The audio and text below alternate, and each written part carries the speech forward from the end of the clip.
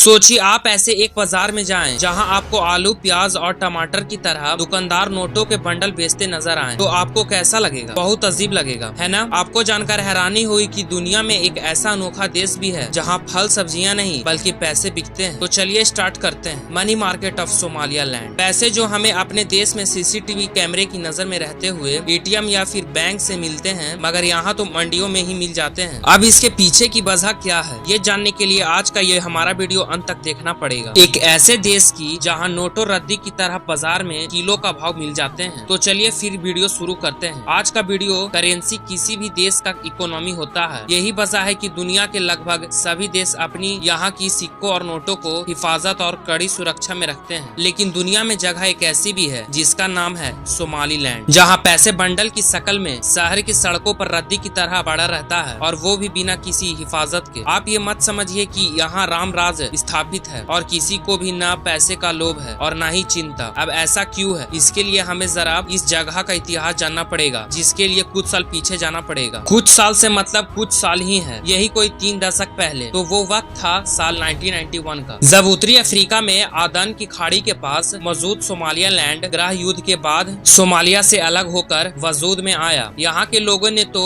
इसे अपना नया देश मान लिया, लेकिन किसी भी दूसरे देश ने इसे मान्यता नहीं दी और अभी तक भी नहीं दी है। लेकिन मीडिया में छवि खबरें बताती है कि यहाँ के 40 लाख की आबादी खुद मुख्तार जमहूरियत का दावा करती है, मगर इस जगह की हैसियत बेहद गरीब मुल्क वाली है, क्योंकि यहाँ न कोई सरकारी व्यवस्था लागू है और न ही यहाँ के लोगों के लिए रोजगार का कोई साधन है। वैसे यहाँ से भारी मात्रा में ऊँटों का निर्यात होता है, लेकिन फिर भी इतना नहीं कि देश के लोग सुकून से और आराम से जिंदगी जी सके। यहाँ का ज्यादातर हिस्सा रेत की चादर से ढका रहता है। वही पानी की कमी की वजह से इलाके में सूखा पड़ जाना आम बात। नतीजा सोमालियालैंड में साधारण नहीं बल्कि गरीबी का स्तर बहुत भयंकर है, और यहाँ की करेंसी का नाम है सोमालियालैंड शिलिंग, जिसकी वैल्यू चूरन में मिलने वाले चिरलैंड बैंक के नोट जितनी है। मगर फिर भी यहाँ सोमालियालैंड शिलिंग के 500 और 1000 के नोट ही चलते हैं। बताया जाता है कि यहाँ एक अमेरिकन डॉलर के बदले 8500 से लेकर 9000 सोमालियालैंड शिलिंग के बराबर है। वही अगर कोई $10 दे दे तो उसके नोटों की वैल्यू की हिसाब से नहीं बल्कि किलो के हिसाब से शिलिंग दिए जाते हैं, और वो भी 1-2 किलो नहीं, पूरे 50 किलो सोमालियालैंड शिलिंग। और वही अगर यहाँ किसी सिगरेट की तलब लग जाए और उसे एक सिगरेट खरीदनी हो तो उसे हमारे यहाँ की तरह 10 या 20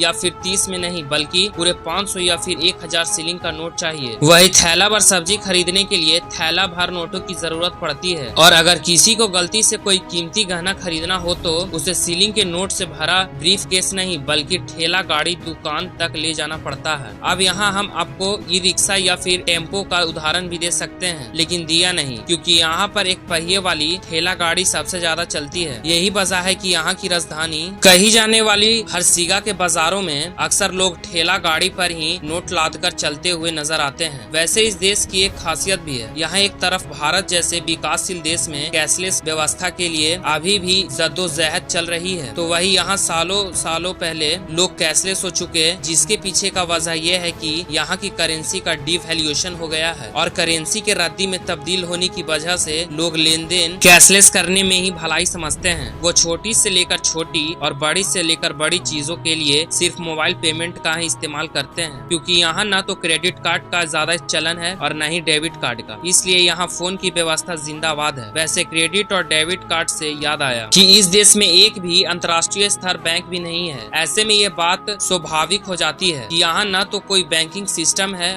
और न ही कोई एटीएम। यही वजह है कि आपको यहाँ भिखारी भी बहुत हाईटेक नजर आएंगे, क्योंकि वो भी अपना लेन देन मोबाइल से ही करता दिखेंगे। वैसे सबके कैशलेस हो जाने का ये भी वजह हो सकती है कि कौन छोटी मोटी खरीदारियों के लिए झोला भरकर नोट ढोता हुआ फिरे, इसलिए यहाँ आम और खास सभी कैश में ही रहना पसंद करते हैं। फिर चाहे फुटपाथ पर सब्जी और फल बेचने वाले हो या फिर बड़ी बड़ी चमचमाती परचून और बाकी जरूरत के सामान वाली दुकानों पर बैठे धना सेठ, कहीं भी चले जाओ, बस अपने मोबाइल से ही दुकानदार का मोबाइल नंबर या फिर QR कोड स्कैन करो। वैसे तुरंत ग्राहक के अकाउंट से दुकानदार के खाते में चले जाते हैं। वैसे सिर्फ सोमालियालैंड ही नहीं, अफ्रीका के कई छोटे बड़े देश कैश रखने का झंझट छोड़ कैशलेस वाली व्यवस्था की ओर तेजी से बढ़ रहे हैं। घाना, तंजानिया, युगांडा में भी मोबाइल बैंकिंग की क्रांति आ रखी है। इसी तरह केन्या में भी बड़ी तादाद में लोग M-पैसा के जरिए भुगतान कर रहे हैं। वैसे आप मत मान लीजिएगा कि ये कैशलेस हो जाना कौन सी बड़ी बात है। हमारे देश में भी तो कई बड़े शहर लगभग लगभग पूरी तरह से कैशलेस हो चुके हैं। मगर सोमालियालैंड में साखियत है, यहाँ के शहरों के साथ साथ गाँव में भी लोग नोटों को भूल चुके हैं। BBC में छपी रिपोर्ट बताती है कि यहाँ के गाँव में 60% से ज्यादा लोग अब अपने मोबाइल के जरिए ही पूरा लेन देन करते हैं। साथ ही यहाँ 16 वर्ष से ज्यादा की उम्र वाले 88% लोगों के पास मोबाइल फोन है, जो उनके लिए बातचीत करने का तो जरिया है ही, मगर अब ये उनका निजी बैंक भी बन गया है। जबकि यहाँ के ज्यादातर लोग निरक्षर हैं, यानी अनपढ़ हैं या फिर कम पढ़े लिखे हैं। वैसे यहाँ लोगों के लिए पढ़ाई लिखाई ज्यादा महत्व है भी नहीं, क्योंकि इस छोटे से देश में रोजगार मिलना एक बड़ी समस्या है। यहाँ के लोग मछली पालन और छोटे मोटे कामों में लगे रहते हैं, जिसमें उनकी सिर्फ आजीविका चलती है। साथ ही यह देश अपने टूरिज्म सेक्टर भी बहुत ज्यादा निर्भर रहता है। बताया जाता है कि सोमालिया में बीचेज और यहाँ काफी रहस्यमय गुफाएं और जंगल हैं। इस पर रिसर्च चलता रहता है और साउथ से जुड़े लोग आए दिन यहाँ आते जाते रहते हैं। तो चलिए दोस्तों, पैसों के बाजार और सोमालियालैंड के बारे में बताता ये वीडियो यही खत्म होता है। जय हिंद, जय भारत।